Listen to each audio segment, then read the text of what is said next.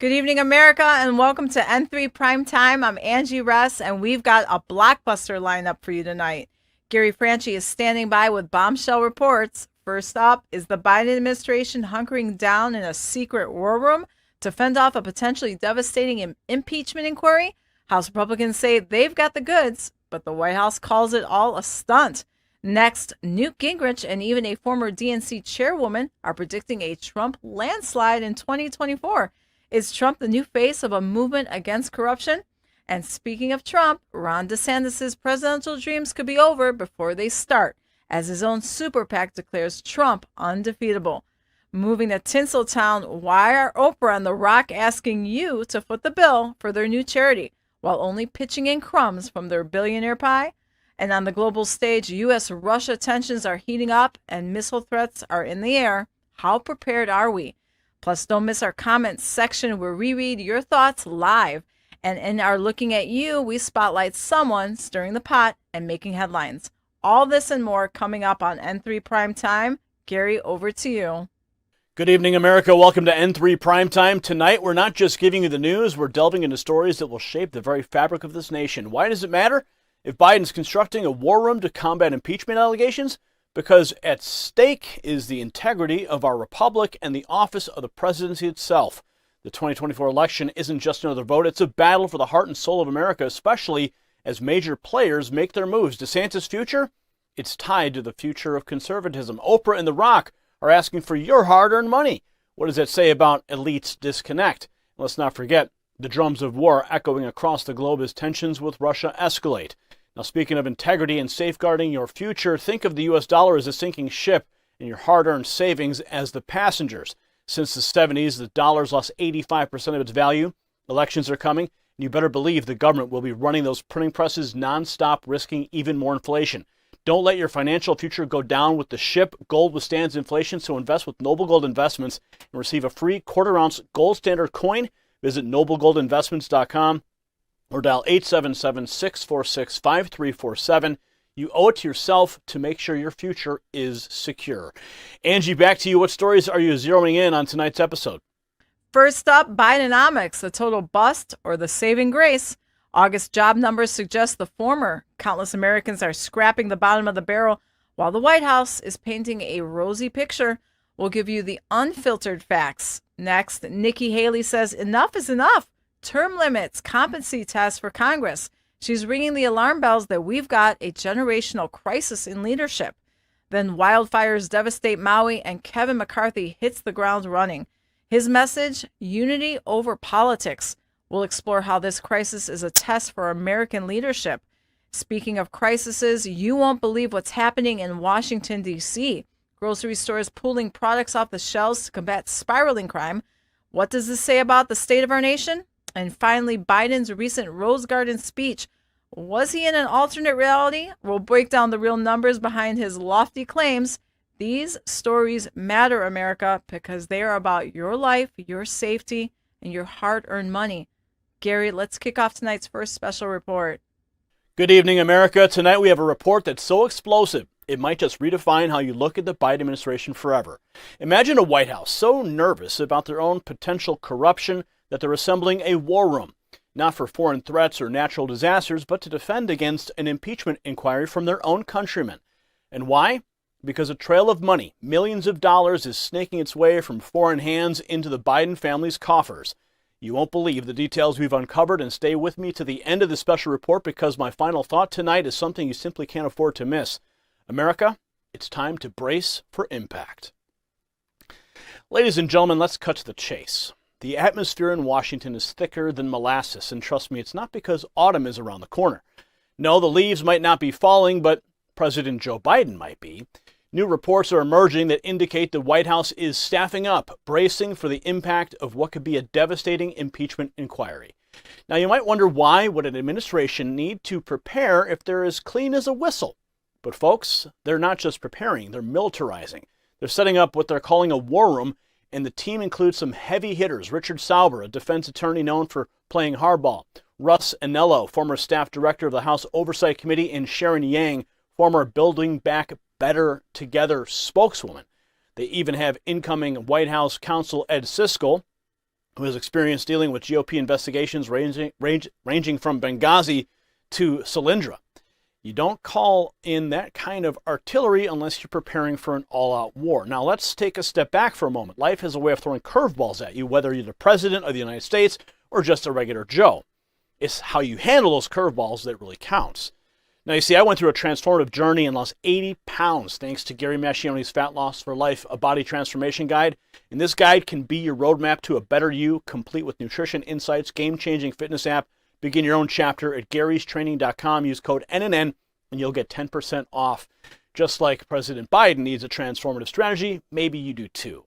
Now let's get back to the war room. So what's happening on the other side of the aisle? White House spokesman Ian Sams is already going full throttle unloading on Republicans who dare to speak of impeachment, particularly the targeted Representative Marjorie Taylor Greene for warning she would not vote to continue funding the government unless impeachment is on the table. He says it's a partisan stunt driven by far-right members. Isn't that rich? I mean, talking about far-right stunts while you've got the radical left practically turning Congress into their personal soapbox. But here's the crux, folks. House Republicans have been conducting investigations, and what they've unearthed is eyebrow-raising. We're talking about millions, yes, millions of dollars flowing from foreign nationals to members of Biden's family. It's a trail of money that screams influence and bribery. But Biden's response? He calls it a bunch of malarkey. It's as if they believe that simply dismissing it makes the issue go away. Well, Speaker Kevin McCarthy, a man who doesn't mince words, is laying it all on the table. In a contrast to how Nancy Pelosi single-handedly spearheaded the first impeachment of Trump, McCarthy says this would be a team effort. A floor vote is the plan, one that gives every House member a say. However, McCarthy has his own challenges. House rules allow for a motion to vacate, essentially a move to dethrone the Speaker. Talk about a political game of chess. On one hand, you've got vulnerable GOP members who might think twice about an impeachment inquiry that could jeopardize their future. On the other hand, you've got Democrats who are already circling the wagons. The House Freedom Caucus is also in the mix as well, issuing their own warnings about the importance of fiscal responsibility amid all this drama. Let's talk about polls for a moment. A Wall Street Journal survey shows 52% of voters are against impeachment, while 41% are for it. So if a vote were to happen today, the pendulum might swing in Biden's favor. But you know, as well as I do, that in politics, today's hero is often tomorrow's zero.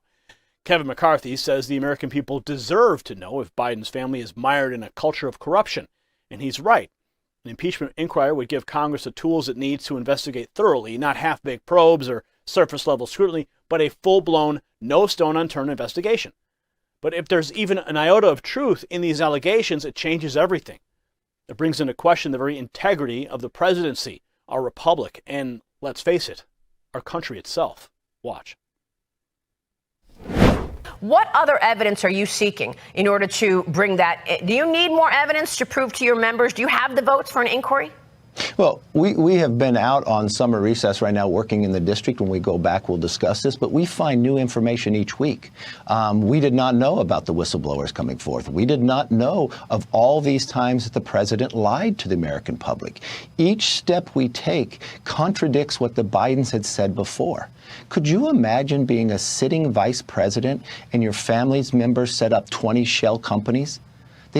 American companies don't do that. And then they deal with foreign countries that you got 16 of 17 payments from Romania while you're vice president. And then we have the vice president, now president, claiming that he utilized American tax dollars to withhold from Ukraine to get a prosecutor fired. We just recently found out during break from a business partner with Hunter Biden that they were being pressured when they were on that board to try to do something about that prosecutor. So there's a lot of questions still. And to be able to get the answers to these questions, you would need impeachment inquiry to empower Congress, Republicans and Democrats, to be able to get the answers that the American people deserve to know. I've had Democrats now tell me that they're very concerned because they back this president based upon what he told America. And with each turn, we find that is not true.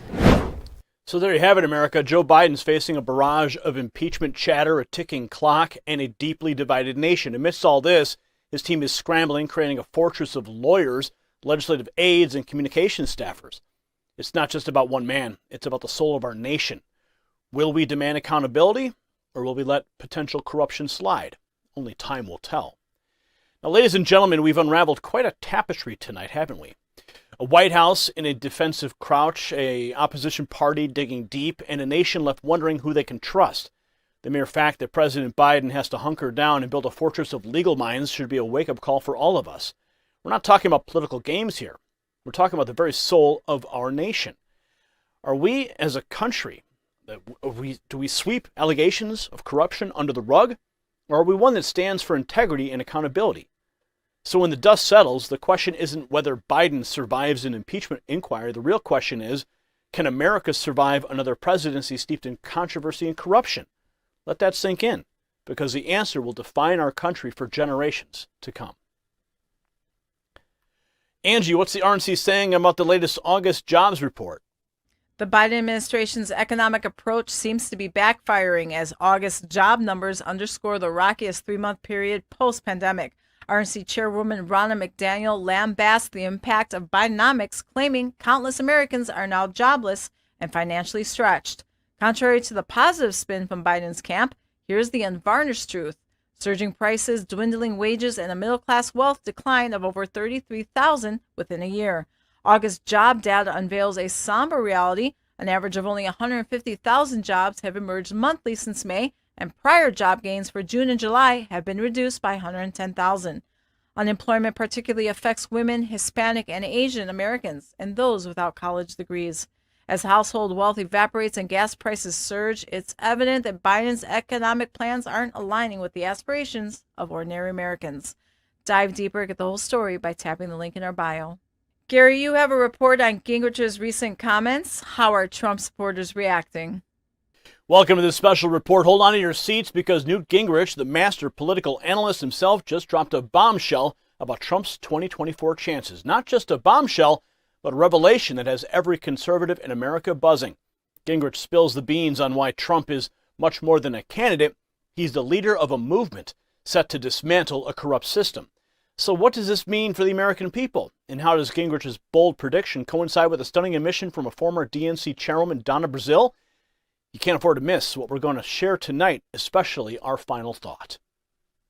Now, ladies and gentlemen, you may recall that Newt Gingrich has always been a straight shooter in the political arena, and he's at it again, laying out plain and simple for everyone to hear. Watch. Is not a candidate. Trump is the leader of a movement. He's the personification of an establishment that is totally corrupt, destroying anything that gets in its way. Interestingly, for example, his support among African-American males has gone up dramatically, and the reason's simple.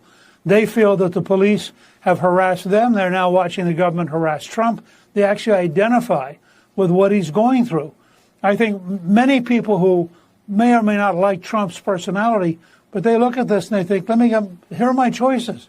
I'm going to side with a totally corrupt administration, or I'm going to side with a guy who has the guts to stand there and take the beating and keep coming. I mean, Trump could easily have retired. And if he'd retired, none of these charges would ever have occurred. And instead he said, the country's worth going through this.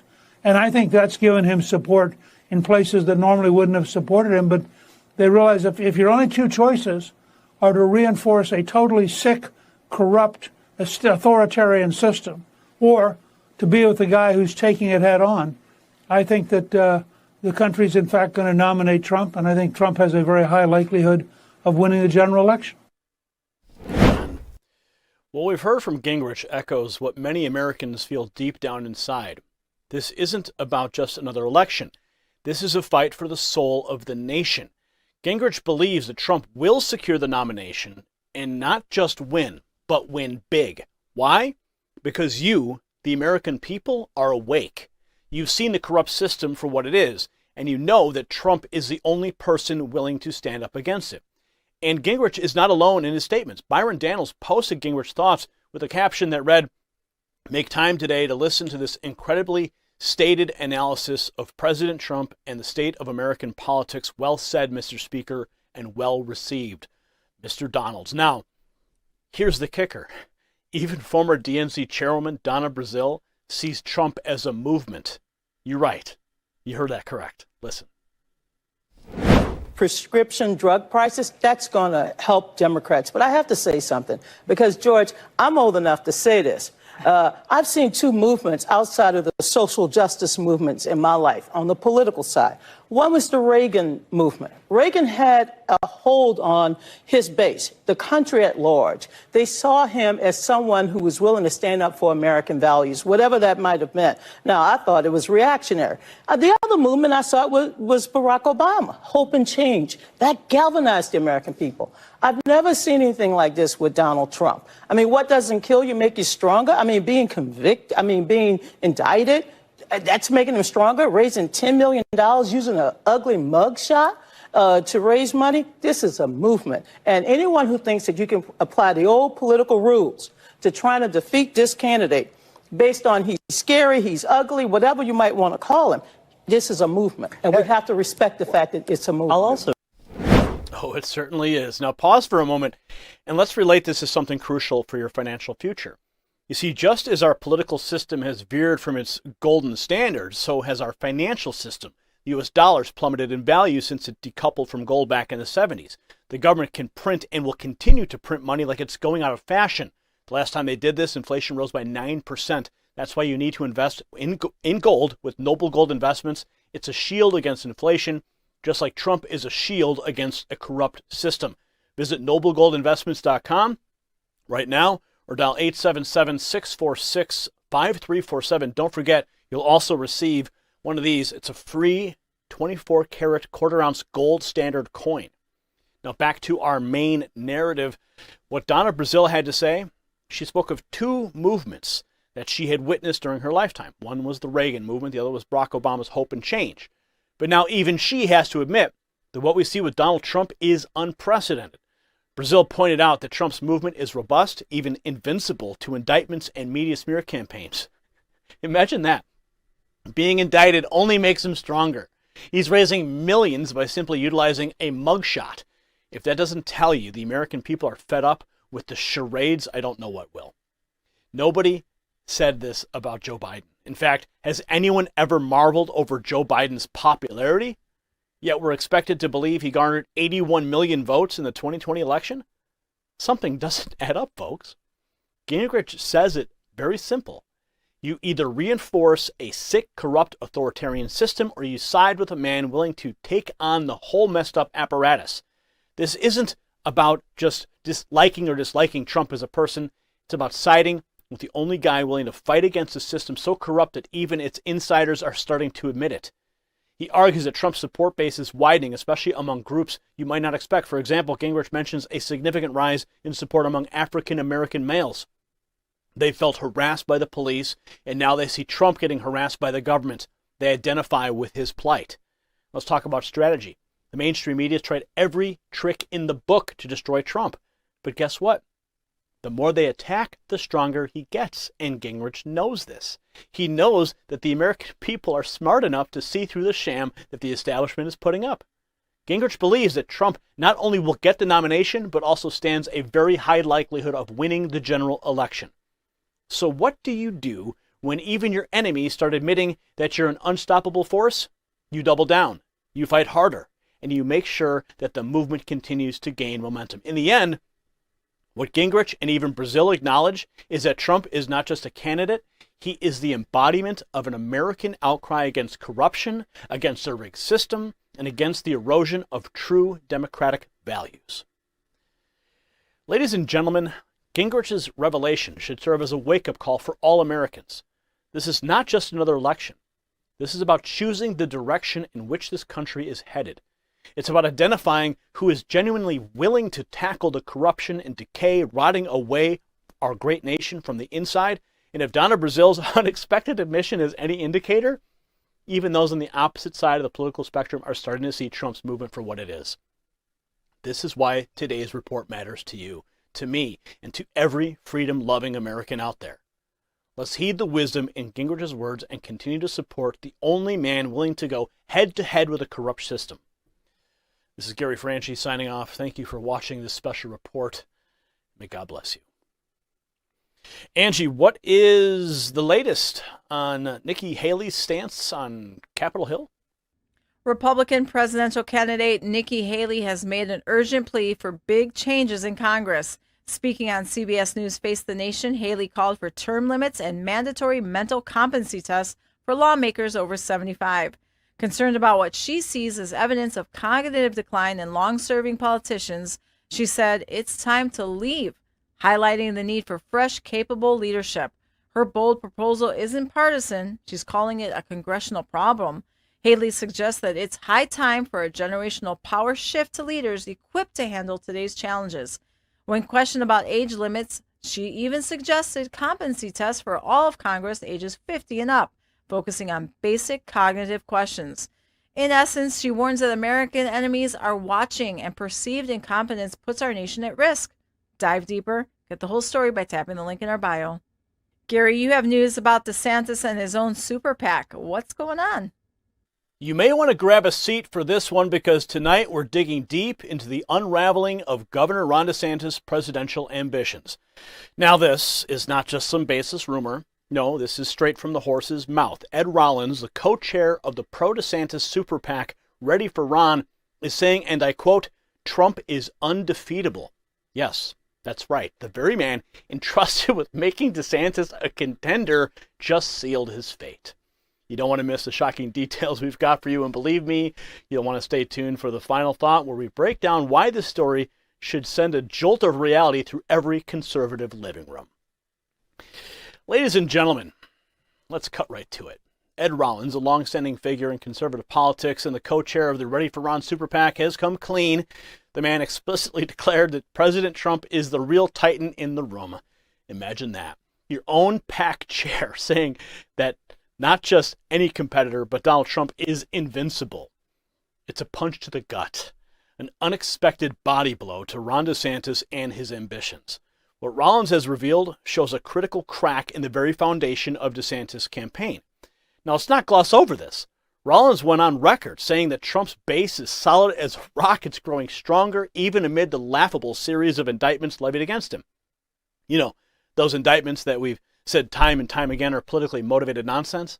But let's get back to the main act, which is Ron DeSantis, the governor of Florida, the so-called savior of conservative politics. Ed Rollins doesn't think so. In fact, he went so far as to call DeSantis a flawed candidate whose only salvation could come from a top-to-bottom campaign makeover. It's like buying a car only to find out the engine is shot. And here's how Ron DeSantis himself reacted to Rollins' criticism. Watch. Who has been around the block, Ed Rollins, longtime Republican political consultant, supported former President Trump, jumped over to you and your PAC, Ready for Ron PAC, told the Rolling Stone this week this, quote, "I don't think it's the campaign's fault at all. It's his. I think he's a very flawed candidate. He's not a particularly articulate candidate. He does not come off as warm and fuzzy. When you get into those culture wars the way that he has, the vast majority of people don't understand what they are. That may work in parts of Florida, but not these other places. He needs to win. That's not what sells." It's harsh, but what do you say to that? This is from a guy who's obviously been around the block and who's been a central figure in your political action committee. Well, it's obviously nonsense. I mean, I came into a state that had been decided by 1 point for a generation. You've covered some of those races. I governed boldly, I governed unapologetically, I delivered big results, and we won by 20 points. You don't win a state like Florida that big if you're not doing things that are resonating. And I would push back. When I hear about, culture war, standing up for the rights of parents, standing up for the well-being of children, that's not some, quote, culture war. That is central to the lives of tens of millions of people throughout this country. It is the right thing to do to stand with our kids. It is the right thing to impose indoctrination in the schools. And I totally reject, being in Iowa and New Hampshire, that people don't think that those are important. They do think there's important. These families with children are thanking me for taking stands in Florida and bringing that type of vibrancy to the White House. How do you turn it around is my question. Well, being on the ground, heck, in New Hampshire, we did the economic part. I had 3 guys come up to me separately. They said, you know, I was with Trump, but now I'm with you. You won me over. But that's what it's going to take. People got. You know, watching that clip right there, DeSantis looks like he's about to break down in tears. I mean, scroll it back if you want to watch it again, but you can see it in his face, his eyes. It's like he's about to break down. He knows it's over. He's just waiting for some shoe to drop.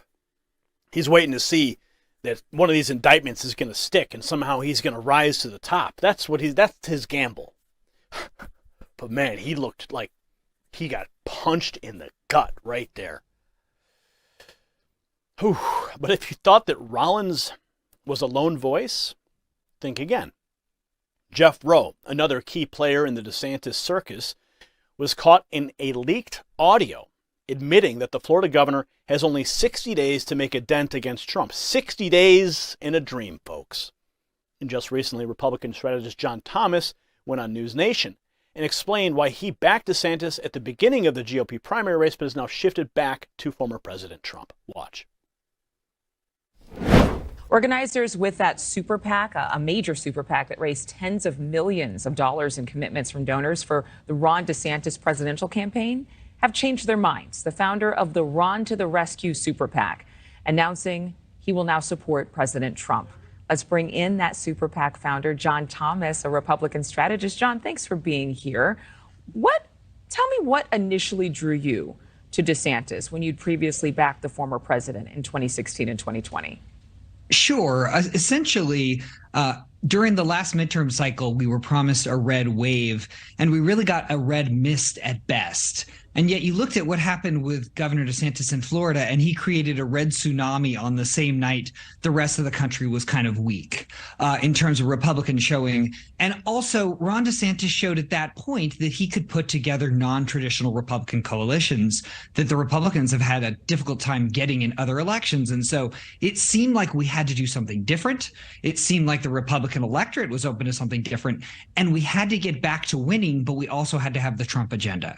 And so I, along with a lot of grassroots supporters and major donors, said, okay, let's draft DeSantis, encourage him to run for president because we think he's got the stuff. Except there was one problem, Adrian. It's that when Governor DeSantis did end up launching, he had a failure to launch and he's never recovered. And while he may be a great governor, he's not ready for the national stage. And we don't think that he's ready to beat Joe Biden. And on the flip side, Adrian, we think that Donald Trump, in spite of all of his legal challenges, has honestly run nearly a flawless effort with strategic ad spends against his opponent DeSantis, good messaging choices that really I hadn't seen in 2016 or 2020. So for all of those reasons, we all reverse course to get behind Donald Trump, not just because we think he's going to be the nominee, but honestly, we think he's the best person to beat Joe Biden in the general. Now hold that thought. Let's segue for a moment into something that's a crisis in its own right, our national health. According to new U.S. data, 74% of adults are overweight, 40% of those are obese. It's like we're sinking. And that's why I highly recommend this terrific supplement that contains CLA. It's Mother Earth's answer to weight loss, helping you break down fat more effectively. So if your well-being needs an overhaul like DeSantis' campaign, get this today at 51% off. Head to trimwithgary.com and grab your bottle. Now back to the politics. The scoreboard isn't looking good for Ron DeSantis. Recent polling reveals Trump leading by such a margin that it's a virtually one-man race. Let that sink in. The media has been pulling out all the stops to tarnish Trump, but the needle hasn't moved an inch. It appears the American people have already made up their minds, and they're not looking to trade in Trump for a DeSantis model. So what went wrong? Could it be that DeSantis, who came onto the scene as a disciple of Trump, just couldn't find his own voice? Or is it that he found his voice, but nobody liked the tune he was singing? Either way, when your own team starts second-guessing your ability to lead, you're in hot water. The very people, ladies and gentlemen, who were supposed to launch DeSantis into the political stratosphere are now the ones shooting holes in his parachute. It's more than a mishap. It's a fiasco. And with each passing day, the likelihood of a DeSantis comeback shrinks to the size of a pinhole. And there's a sense of urgency that seems to be lost on the DeSantis camp. Political campaigns are like ticking clocks. Each second wasted a missed opportunity. But instead of seizing these moments, we have key members like Ed Rollins publicly setting the stage for a DeSantis exit. And remember, this is not just a random commentator. This is a guy who was neck deep in the campaign, a man with inside information. So what we have here is a crisis of leadership, a crisis of strategy, and above all, a crisis of confidence. When your own super PAC starts writing your political obituary, you know you're in an untenable position. And that's the reality Ron DeSantis has to grapple with. A reality that's becoming harsher and more unforgiving by the day. Look, in politics, you need more than a fancy title and a flair for speeches. You need the backing of people who believe in you, not just when the sun is shining, but when the political clouds gather. DeSantis, it seems, has failed this fundamental test, and the jury, his own team, is giving its verdict. So here we are at a crossroads where the DeSantis campaign is running on fumes, where even a Hail Mary seems optimistic. It's a sobering moment not just for DeSantis, but for the entire conservative movement that had placed such high hopes on him. Now, you may wonder why we're making such a fuss about this. Well, the reason is simple. When the people closest to DeSantis express this level of doubt, you have to question his readiness to lead. Not just Florida, not just a campaign, but the United States of America. Now, why should you, the great American viewer, care about this DeSantis debacle? Well, it's simple. This is not just about one man's stumbling campaign. It's about the future of the conservative movement and ultimately the direction of our nation. When the people we entrust to be the bearers of conservatism start showing their vulnerabilities and their teams start jumping ship, it's a wake-up call. We need to be vigilant in who we throw our support behind, because as Ed Rollins points out, you still have the governor at the top. Well, let's ask ourselves, is that what we want? Or do we want a leader who has proven his mettle and whose support remains strong despite all odds? This isn't just a campaign crisis for DeSantis. It's a reality check for all of us. So, Angie, what is the news on Kevin McCarthy's recent Hawaii visit? In the wake of tragic wildfires that ravaged Lahaina, Kevin McCarthy took to the ground, scrutinizing the destruction and the lackluster government response. Joined by a bipartisan group, McCarthy pledged resources for the survivors, focusing on rebuilding and education. He's not letting this slide, folks, promising to dig deep into what caused this horror. Previously, he criticized the federal government's slow action and is now calling for a congressional investigation. The flames in Maui have claimed 115 lives and left 385 missing. McCarthy's message: in times of disaster, unity trumps partisan politics. As Maui struggles to rebuild, McCarthy's leadership aims to ensure this remains a one-time tragedy in the island's history. Dive deeper, get the whole story by tapping the link in our bio. Some intriguing questions surrounding Oprah and The Rock's Maui Fund. Gary, what's the scoop? Ladies and gentlemen, we have a special report tonight that's so jaw-dropping you'll want to sit down. Oprah Winfrey and Dwayne "The Rock" Johnson, two of Hollywood's richest and most influential figures, have caused a national uproar. They pledged $10 million to help Maui wildfire victims, but then, get this, asked you, the hardworking American, to fill their charity coffers. Meanwhile, they live in opulent splendor, amassing billions. If you're outraged now, wait until you hear what they've done with the donations. So stick around for the whole report because you don't want to miss my final thought. It's a doozy. All right, my friends, let's get into it. You won't believe what the Hollywood elite are up to now. Oprah Winfrey and Dwayne "The Rock" Johnson have put on their capes not to fight crime or even wildfires, but to fight for your money. That's right, these multimillionaires and billionaires are asking you to dig deep into your pockets for their new venture, the so-called People's Fund of Maui. And according to a tweet by The Rock, and I quote, "We're honored to announce the People's Fund of Maui, a fund putting money directly into the pockets of those who were affected by the recent wildfires." And then there's this. We were so concerned about what was happening in Maui that we were texting back and forth.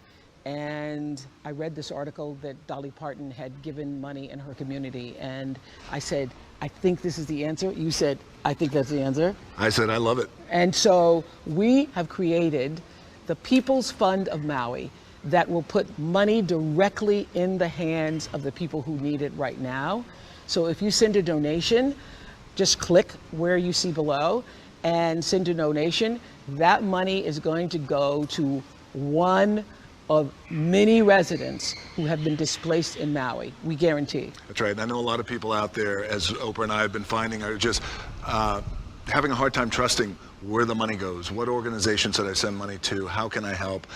In this case, the fund that we created with a lot of hard work from a lot of hardworking people who all care about these people of Maui, as Oprah was saying, it is a clean, direct from you directly to their hands, and right away with some real immediacy, because as we're finding, as you guys around the world know, with disasters like this, the number one need is money. Is money. In hand. And so people being able to have their own agency, being able to make decisions for themselves about what they need and what their family needs, that's our goal, is to get that to the people now. And so we appreciate any support that you can give all the people who were calling me and texting me and messaging me and saying, what do I do? What do I do? This is what you do. You know. The People's Fund of Maui. Oh, man, that was so cringe. Honor, though, directly in the pockets. Let's take a moment to unwrap this whole situation. We're talking about Oprah, okay? She's worth a staggering $2.5 billion. And The Rock, the highest paid actor in Hollywood, he's worth $270 million. They're both asking not their filthy rich friends, but ordinary Americans like you to contribute to their fund. Tim Young puts it best, tweeting, Oprah and The Rock are now asking Americans to donate money to help Maui. How about they can use their combined billions to help Maui on their own? Let's pause this narrative for a moment, because are you feeling drained? Is the never-ending hypocrisy from the coastal elites sapping your energy? Well, I do have a solution, and it relates quite fittingly to tonight's topic, because aging causes muscle loss after 30. And we all know life's hardships are like emotional weight gain. Trust me on this one. You'll want this product that boasts ingredients like my HMB, creatine, betaine, and vitamin D3. This is not just about combating muscle loss. It's about enhancing your endurance to tackle the nonsense of the world. Claim yours at gainwithgary.com for 41% off and some extra gifts. Now let's get back to the topic. So here we are, a couple of Hollywood elites pledging a mere fraction of their fortunes and then handing the donation basket to you. And they're not just asking for money, mind you, they're asking for your trust. After gathering the funds, they've provided the infrastructure for their idea. Infrastructure? I'd like to know what that means exactly. They must think they were as naive as their fan bases. Take a look at this tweet where a lady gives Oprah and The Rock a piece of her mind about asking for money. She basically represents the sentiment of regular Americans. Watch. Ain't no way you came on this internet and propped your lips up to ask the 99% for money when you are of the 1% that has it all. What the f is wrong with y'all? Then on top of that, you trying to get us to believe that if we click a link that your name is on, Oprah, that we're going to trust for that money to go directly to anybody? I really feel like y'all be playing in our faces. Not I feel like, I know y'all be playing in our faces. Because ain't no way a billionaire parted her lips to ask me for a thing. Ain't no way. You got property on that island. You telling me you're not the biggest donor? Make it make sense. And Dwayne, you're from Hawaii. Show them people, put your money where your mouth is. If you care about these people and you care about your people, then I need you to pay them people. I need you to pay them people. Okay? Because what the f is you on this internet asking us broke people for money for when y'all the reason we in a recession in the first place? Because y'all not missing no meals. Y'all don't have to figure out if you want to eat today or pay bills, if you want to buy groceries or wash your clothes, if you want to have to move in with somebody or just continue to struggle by your stuff. Y'all don't have to go through that. Y'all have mansions and acres of land that y'all bought that remains untouched, Oprah.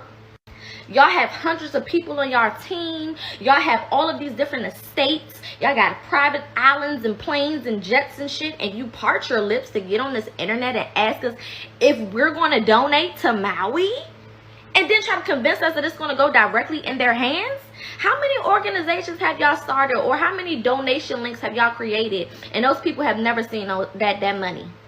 They ain't never seen that money. They ain't never touched that money, felt that money, smelt that money. There was also reports of you, Oprah, okay, going around trying to get people to sell their land. So which one is it? You want to help the people or you want to kick them while they down?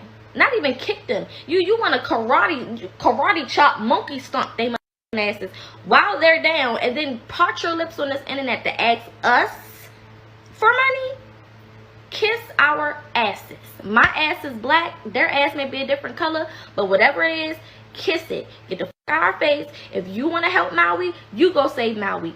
We gonna figure this shit out. It's also September 1st, so if you're a part of this strike, don't pay a bill. Maybe Oprah will create a link for all of our bills to get paid. How about that? Oh, man. Believe me, there were dozens of videos like this. Okay. Now, why couldn't they just donate more themselves? Maybe ask their Hollywood cronies to chip in a bit.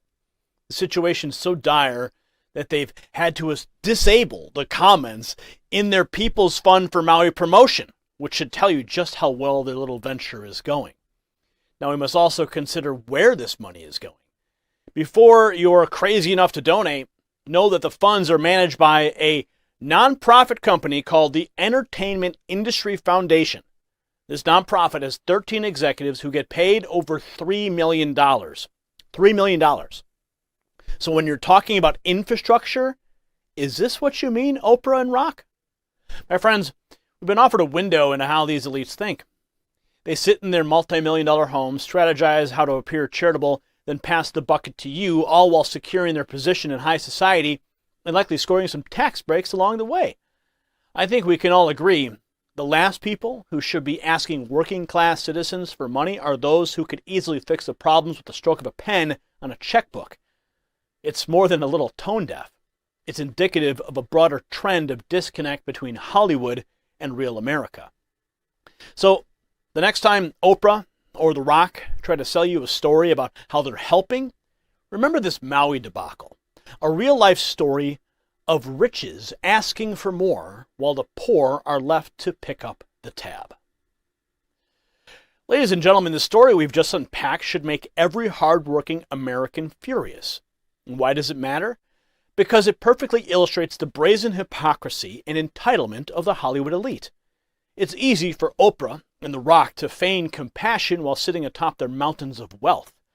Their actions not only cheapen genuine philanthropy, but also insult the intelligence of everyday Americans. When disaster strikes, we shouldn't be reaching into our pockets to supplement the stingy donations of billionaires. We should expect those who have been blessed with unimaginable wealth to lead by example. We've all heard that with great power comes great responsibility. Well, it's high time that those in positions of power started acting responsibly. This isn't just a story about a failed charity. It's a story about the failure of the American elite to do what's right. And that's something we should all be concerned about. Angie, what's happening at local grocery stores facing these crime issues? In a staggering move, a giant grocery store in Washington, D.C. has yanked big-name brands like Advil and Tide right off the shelves. Why? To fight a skyrocketing crime rate that's spiraling out of control. And get this, now you'll need to show your receipt to a security guard before you can even step foot out of the store. Giants President Ira Kress said they are at a significant loss, unable to serve the community or protect their staff. 5 years, folks, that's how long they've seen theft and violence consistently climb. This isn't an isolated incident. Luxury retailer Nordstrom recently shut its doors in San Francisco due to, guess what? A surge in theft. This isn't just about retail, it's about the eroding freedom and safety we once took for granted in this great nation. Dive deeper, get the whole story by tapping the link in our bio. Gary, urgent developments on U.S. Russia relations. What's the situation? If you think tensions with Russia have cooled, well, think again. Igor Koroshenko, a Kremlin insider and editor of the Russian newspaper National Defense, just sounded a nuclear alarm bell against us, the United States of America. He didn't just talk about traditional warfare. He spelled out preventative missile strikes on targets within our borders. You heard me right. Missile strikes on American soil. Is this more Russian bravado or a glimpse into Moscow's future plans? The stakes have never been higher, and this is one special report you don't want to turn away from, especially as we'll be concluding with a final thought that every American needs to hear. Ladies and gentlemen, the international chessboard is more complicated and dangerous than ever. You've heard the old saying, keep your friends close and your enemies closer, right? Well, we're about to dive deep into one of America's adversaries and what they just suggested, that being a nuclear threat against the United States. Igor Koroshenko is no small-time player. He's a regular guest on Russia's #1 channel, where he and others have repeatedly called for strikes against Ukraine and her allies. Now let's rewind a bit. The conflict in Ukraine has been raging for years, with Russia making moves on Crimea and annexing it back in 2014. Ben Hodges, a NATO senior member for logistics, has repeatedly said Ukraine needs more weapons, including long-range missile systems, to reclaim Crimea. And Koroshenko took exception to Hodges' stance, saying Hodges even contemplated strikes on Russian naval bases. But the shocker came when Koroshenko went a step further. He described a scenario where Russia would not just sit back, but would retaliate with missile strikes on the United States. Watch. That is, on the one hand, Russia is being warned and threatened. If, in Ben Hodges' opinion, we exceed what he considers to be the necessary, permissible lines for the use of all types of Russian weapons, he threatens us with more than just strikes on the Crimean Bridge. He assured us that the United States may decide to strike the bases of the Black Sea Fleet, the groups of Russian troops in Crimea, as well as strike our naval base in Syria, Tartus. You know, I haven't seen any response from the Russian side, but I believe that we have to realize that these are not just statements of a retired hawk. This is also the formation of a certain information field, which is designed to influence both us and the Western audience. We also need an open, political, democratic discussion in expert circles about the factors that may determine the use and permissibility of Russian tactical nuclear weapons, what goals and what tactics we will use. The most important message we should send to the Americans is, we will not wage war with you in Europe. In response to your attacks on Russian military or civilian facilities, the first strike will be a preventative, limited strike against targets on the territory of the United States of America. Folks, this is not an ordinary threat. Koroshenko thinks that these are not just statements of a retired hawk, but a concerted campaign aimed at both the Russian and Western audience. Now, you may say that Russia has been issuing threats like these for a while, and the chances of them acting are slim. Well, even Hodges believes the likelihood of Russia using nukes is extremely small. But here is a reality check. Russia has thousands of nuclear weapons. They have an arsenal that can level cities and make vast portions of America uninhabitable. And Koroshenko's statements indicate that they're willing to escalate things to a point where the unthinkable could happen. In a world as uncertain as this, preparation isn't just a choice, it's a necessity.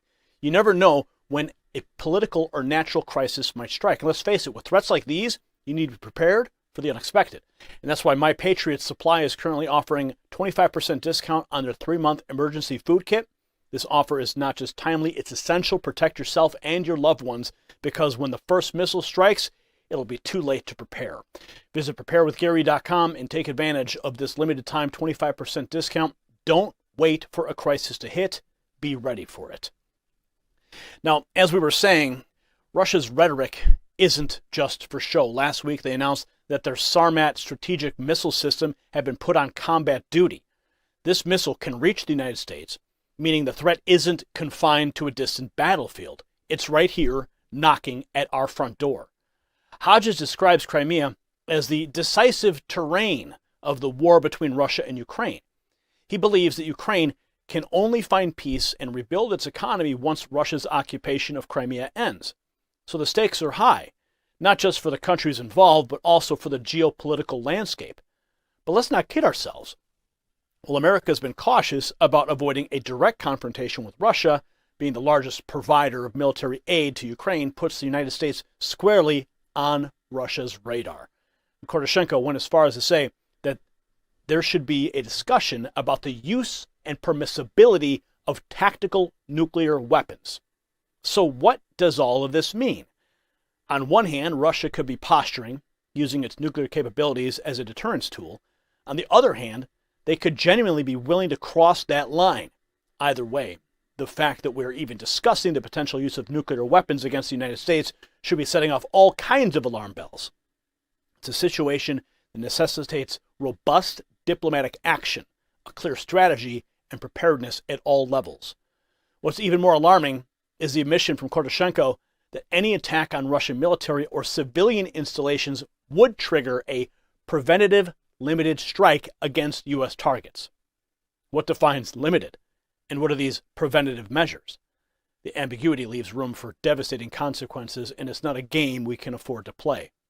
As American citizens, it's essential to hold our leaders accountable for securing our nation's safety, especially when the cloud of nuclear escalation is hanging over us. It's not just a matter of national security, it's a matter of global peace and stability. So why should you, the average American citizen, care about this escalating rhetoric between political elites halfway around the world? Because it could literally be a matter of life and death. We may have the most advanced military in the world, but even that doesn't make us immune to the dangers of an adversarial state armed with nuclear weapons and seemingly willing to use them. Igor Poroshenko's comments are not to be taken lightly. They expose a dangerous escalation in an already volatile world. We must remain vigilant, stay informed, and above all, be prepared for any contingencies.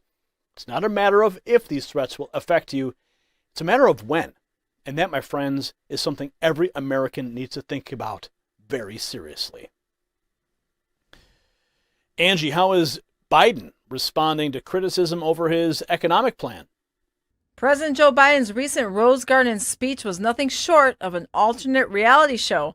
Despite a troubling spike in unemployment and a downward revision of 110,000 jobs from previous months, Biden insists everything is just peachy. He's boasting about keeping unemployment below 14%, as if that's some achievement. And don't even get me started on his inflation claims. While he says we've got the lowest inflation rate, Denmark, Greece, you name it, they've got lower inflation than us. Real wages, they've been in the negative zone for over 2 years, and 61% of Americans are living paycheck to paycheck. But don't worry, Biden had time to quite literally turn his back and walk away when questioned about it. Dive deeper, get the whole story by tapping the link in our bio. That's all the news I have for this edition of N3 Prime Time. Now to Gary with your comments from the comment section.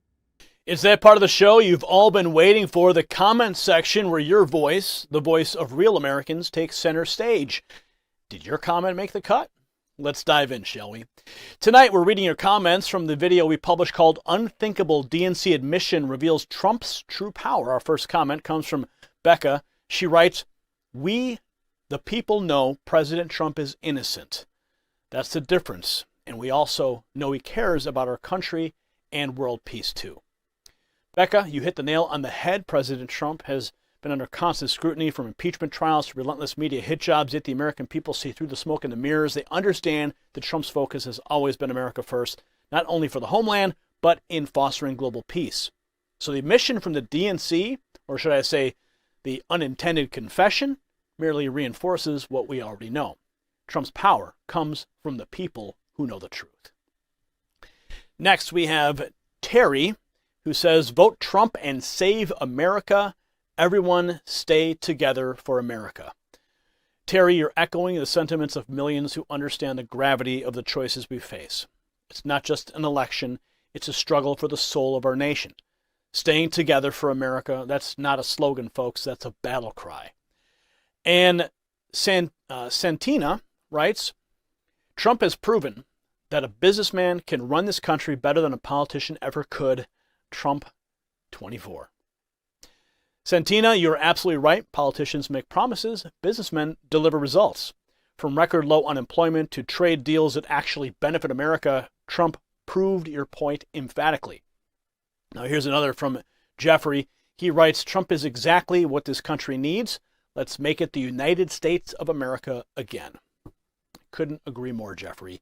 Unity doesn't come from conforming to a failed political ideology. It comes from rallying around shared principles: freedom, prosperity, and the American dream. That's the Trump promise. And finally, the Russia Rashizkak 34. I don't know how to say this name.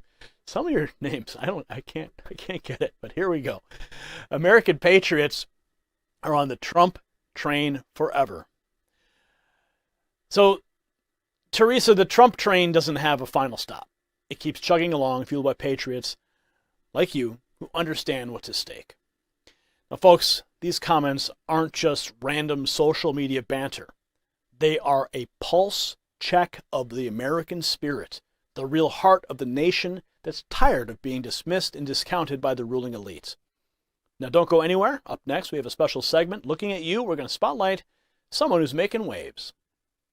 Now it's time for our Looking at You segment. Tonight we turn our focus to the artist Dax, who's just released a remix of Oliver Anthony's Rich Men North of Richmond, and it's turning more than just heads. This isn't just music, folks. It's a socio-political sermon, a monologue of real concerns. Listen. Total control. This world has changed and I had to accept it. They ask my political views while I search for their hidden agendas. I don't got an answer, I try to remember the devil divides. Pressure appears from our peers. Those arguments waste our time while helping to push their lies, so fuck political views. I got common sense. I know God made man, and the sun sets on a life where we focus on things that we cannot control and accumulate so much regret. By the time we decide to live, we're practically already dead. So I go to sleep with the thoughts of 45 years living in debt, 45 years can't pay rent, 45 years just for a pension I'm too old to enjoy and go spend, 45 years working and slaving for rich men with no time for my family and friends. Then I wake up and pray that it ends. Living in the new world with an whole soul. The rich men north of Richmond, Lord knows they all just wanna have total control. Descendants of Adam and Eve, the apple doesn't fall far from the tree. They're taking God out the schools. Our kids don't know what to believe. From 6 to 18, the curriculum fails and Gen Z gets taught by their phones with forced feeds that get sponsored and paid by companies. That's how they attack us, it starts with the youth. If you lie enough, you'll convince anybody the lie's the truth. So telling these kids they can choose their own gender at ages they can't even tie their own shoes. Drive or drink is crazy. Common sense isn't common unless it pays me. That's the thought process daily. Look at the content. We're creating lies, diluting our brains. I'm done trying to argue online with these people who think that a vote's gonna bring about change. How many presidents does it take to have a life worth living? An actual comfortable wage. No more school shootings. Let's unite these states. It's a damn shame what the world's gotten to for people like me and people like you. Let's unite these states. Man, I get the chills watching that. Let's take a look and start with the lyric. He says it's a damn shame what the world's gotten to for people like me, people like you. That's you, that's me. That's every ordinary citizen that has had to sit back and watch our culture descend into chaos. Dax is expressing a sentiment many Americans feel but are afraid to articulate. And of course, these rich men north of Richmond, Lord knows they just want to have total control. Well, there it is. The power dynamic that's as old as time but as relevant as today's headlines. The elites want control. They want to dictate what you think, what you say, and even what your children should believe. And here's where it gets profound. The world is changing, quote, the world is changing. I had to accept it. They ask my political views while I search for their hidden agendas. Spot on. While you and I are busy trying to make a living, the power brokers are sculpting the world in their image. And when they're not satisfied with that, they want to pigeonhole us into their ideological categories. They seek division while we seek unity. And Dax hits a nerve when he talks about the impact on our youth. They're taking God out of our schools, he says. Our kids don't know what to believe. He goes on to say, if you lie enough, you'll convince anybody the lie is the truth. Look what they're doing to the young minds. From gender ideology to distorting history, it's a full frontal assault on common sense and traditional values. And finally, he confronts the illusion many of us hold. Quote, I'm done trying to argue online with these people who think that a vote's going to bring about change. How many presidents does it take? That's a wake-up call, folks. We've been sold the narrative that your vote is your voice, but is anyone really listening?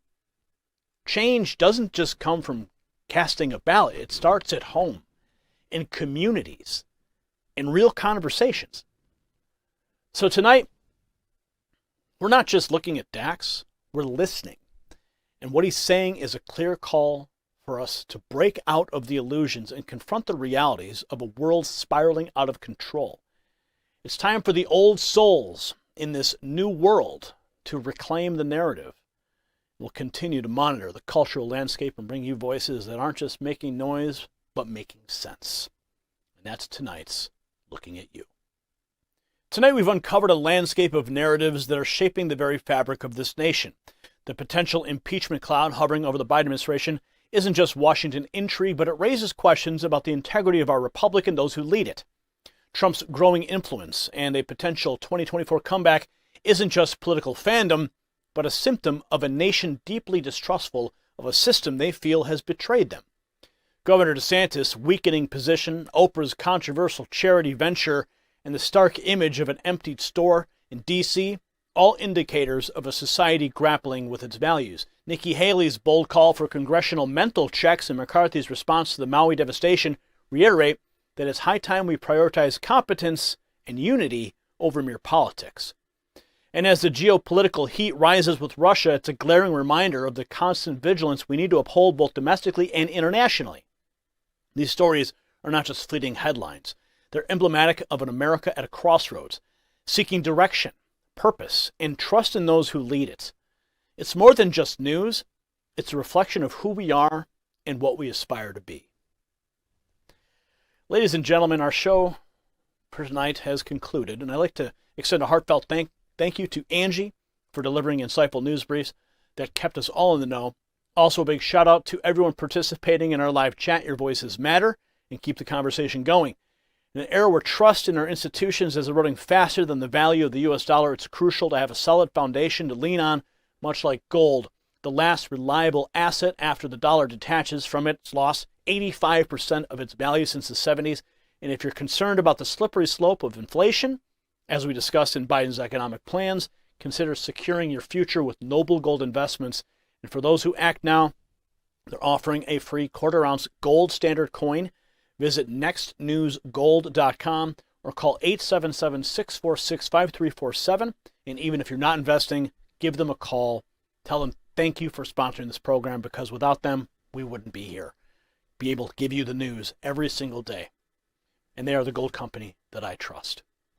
Now to wrap up, remember, you can engage with us and find like-minded people on Twitter or X, and also in the comments below. You, the viewers, are the key to restoring America's greatness. If you found value in tonight's show, please share the link with a friend. I'm Gary Franchi, and as always, I'm not here to make you a follower. I'm here to make you a leader among the people. Good night, America, and thank you for tuning in.